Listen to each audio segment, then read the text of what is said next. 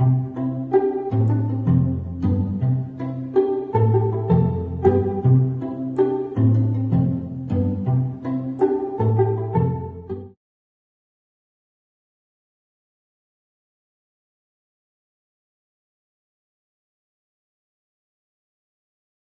World Bank has a network of specialists working at country level as well as globally on financial inclusion.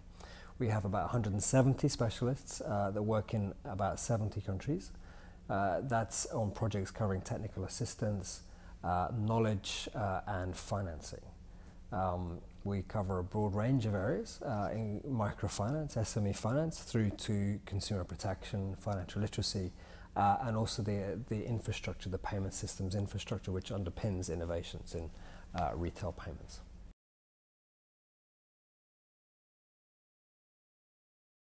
I think the significant progress has been made on financial inclusion strategies, which we see as extremely positive. The challenge lies ahead. The challenge lies in implementing the strategies and sustaining them through election cycles, for example. But the challenge really is in getting the private sector to own the targets, to step up and actually change the way they operate, invest to the scale and degree that they need to do, and change their business model for serving low-income clients and smaller enterprises. So I think the challenge is one of implementation, but the initial challenge of actually getting the shared targets and the strategies has seen significant progress.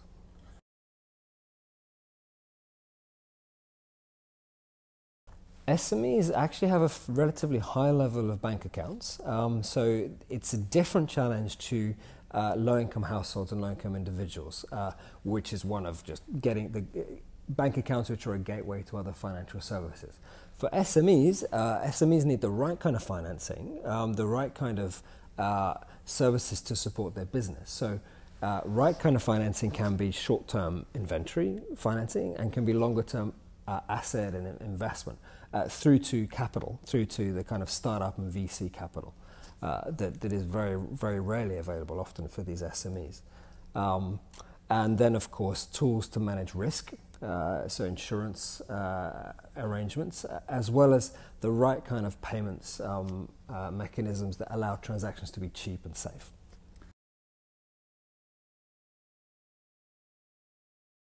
The current trend is certainly that countries are taking them on and adopting them and initiating and starting to roll them out. I think countries are also looking at financial literacy strategies and financial education strategies. So I see a potential for those to be increasingly merged or addressed jointly. I think financial integrity is another area that needs to be looked at in an integral way to financial inclusion and consumer protection. So I think the trend is likely to be broader, more integrated strategies that take into account these related set of issues.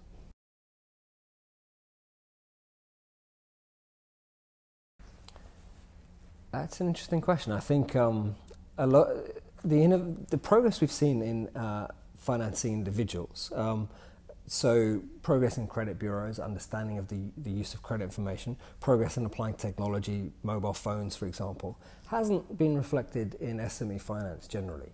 I think there's a lot that can be done around better use of information for SMEs. Information from the supply chain, information from trade databases can be better used to support SME finance and improve that. Technology, I think, could be better used to improve the quality and basically the appropriateness of services which are available to SMEs. I think there's significant progress that can be made that needs to be a parallel to the progress being made on individual finance.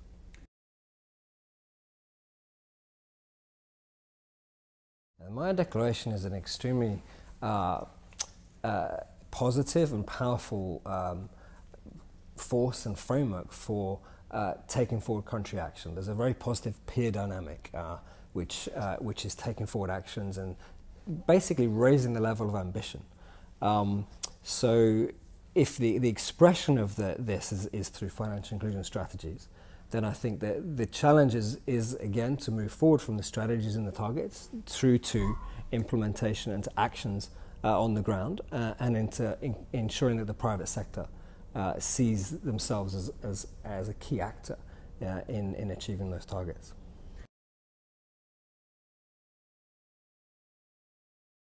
SME finance is critical for obviously for economic activity and for job creation, job sustaining.